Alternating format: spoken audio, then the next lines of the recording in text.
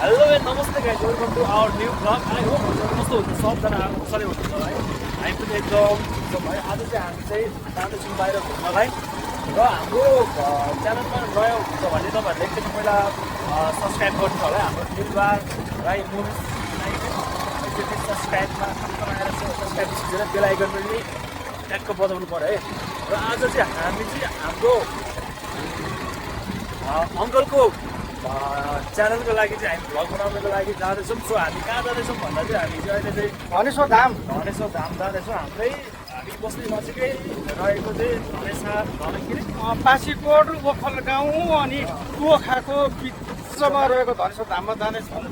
जस्तो धनेश्वर धाम छन् एउटै ढुङ्गाको मूर्तिमा बनेको 10 फुटे ठुलो मूर्ति एकदम शक्तिशाली।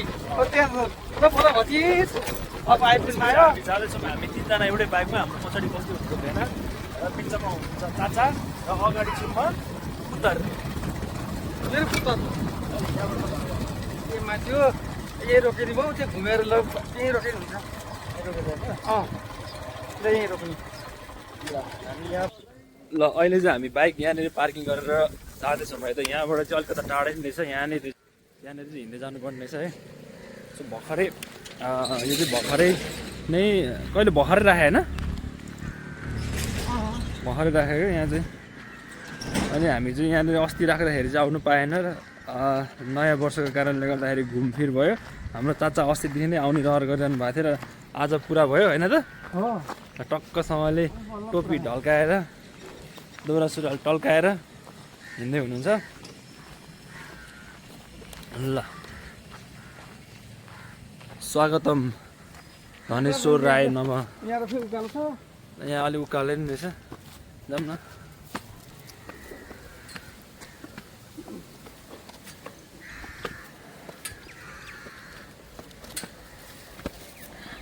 धाम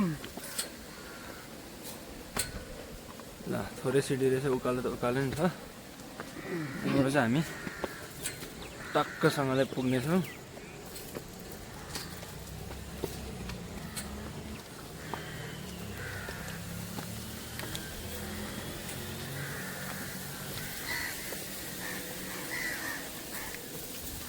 ल देख्न सक्नुहुन्छ हाम्रो शिवको मूर्ति। यहाँ चाहिँ अस्ति भर्खरै ओपनिङ भन्छ के होम पूजा गरेर चाहिँ स्थापना गरेको। र यहाँ चाहिँ पुरानो यहीदेखिको धनेश्वर महादेवको शिवलिङ्ग चाहिँ यो चाहिँ सत्यदेखिको यो शिवलिङ्ग चाहिँ अहिले स्थापना। यो नन्दी पहिलाको पुरानो नन्दी यो अलरेडी यहीँ थियो कि ल्याएर राखेँ? यही थियो, यही नै पहिलेदेखि यही भएको। यो यहीँ थियो। यसलाई चाहिँ जस्ट अहिले चाहिँ सखारेर चाहिँ ठुलो बनाएको होइन। अब म यसलाई संरक्षण गरेँ भन्ने बुझौँ। नन्दी महाराज यहाँ चाहिँ शिवलिङ्ग अनि 10 फुट अग्ला एउटै ढुङ्गामा भएको 10 फुट अग्ला महादेव।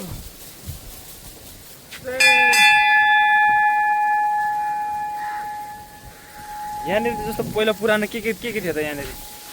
पुरानो शिवलिङ्ग मात्रै थियो। यो शिवलिङ्ग एकदम शक्तिशाली। जे वर माग्यो त्यही वर दिने शिवलिङ्ग यहाँ पुरानो सत्यदेखि पुरानो उहाँ हुनुहुन्थ्यो। अब नयाँ अहिले महादेव राख्यो। अब यहाँ यतै महाकाली आमाको स्थापना गरेको थियो। जय महाकाली आमा। यहाँ महाकाली, उता गणेश, यहाँ गणेश भगवान। जय गणेश भगवान। अब यहाँ सूर्यदेव, चक्र सूर्यदेव। जय सूर्यदेव। यति नयाँ यहाँ स्थापना गरिएको।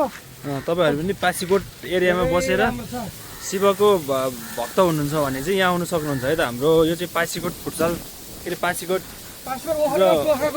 ओखल गाउँ र टोखाको बिचमा छ है त। तपाईँहरूलाई यो थाहा नहुनसक्छ। यो चाहिँ भर्खरै अझ भन्नुपर्दा विष्णुमती र लुडी खोलाको दोबानमा विष्णुमती यताबाट बग्नु भएछ। हाम्रो अब सबै विष्णुमती यताबाट लुडी खोला बग्नु भएछ दोबान।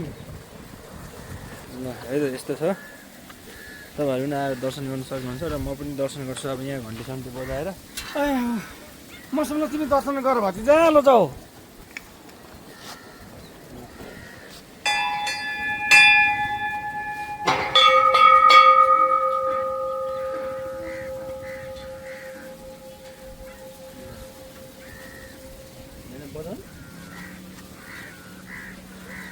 जय भोले बाबा शक्तिशाली महादेव। अब पहिलाको महादेवले जति जे माग्यो त्यही दिनुभयो। अब हजुरले पनि जे माग्यो त्यही दिनुपर्छ हामीलाई ल। हाम्रो पासीकोट ओखल गाउँलाई रक्षा गर्नुपर्छ, हामीले रक्षा गर्नुपर्छ। जय भोले बाबा। यहाँ पनि यहाँ पनि देखाउँछ नि यहाँ हाम्रो बुद्ध हुनुहुन्छ यहाँ ल। अनि यतातिर भन्ने छ यता यो सोखा साइड पऱ्यो है यो चाहिँ ल।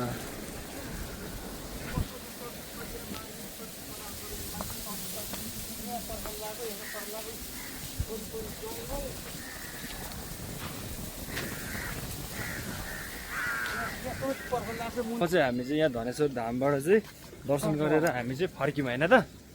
दर्शन गरियो होइन त? फर्क्यौँ नि। ल यहाँ अलिक बाटो अप्ठ्यारै रहेछ, सिँढीहरू अलिक ठाडो सिँढी रहेछ। बिस्तारै आउनु है बिस्तारै। ल के छ अब हाम्रो छोटो मिठो भ्लगलाई के भन्न चाहनुहुन्छ तपाईँ? सबैजनाले हेरिदिनु होला हाम्रो भ्लग भन्न चाहन्छु नि। हाम्रो काका भतिजा भएर बनाएको सबैजना भएर हेरिदिनु होला। यसो अनि के लाइक सब्सक्राइब के like subscribe like comment subscribe गरिदिनु होला गरिदिनु पर्यो भन्न चाहन्छु नि। है सबैजनाले लाइक कमेन्ट सब्सक्राइब गरिदिनु होला। अब सेयरहरू त गर्नु परेन होइन, लाइक कमेन्ट चाहिँ हान्नु पऱ्यो। किनभने हाम्रो यो च्यानल के भइसकेको छ अरे मोनिटाइज भइसकेको छ, बल्ल बल्ल मोनिटाइज भएछ। ल सबैजनाले सपोर्ट गरिदिनु होला। सपोर्ट गर्नु पऱ्यो ल सबैजनाले है त। जसले हेर्दै हुनुहुन्छ सबैजनालाई माया छ। जहाँ हुनुहुन्छ जस्तो अवस्थामा हुनुहुन्छ राम्रोसँग बस्नु होला होइन त? हो ल सबै नयाँ वर्षको शुभकामना। विशेष गरी नयाँ वर्ष नयाँ सालको शुभकामना। ल बाई।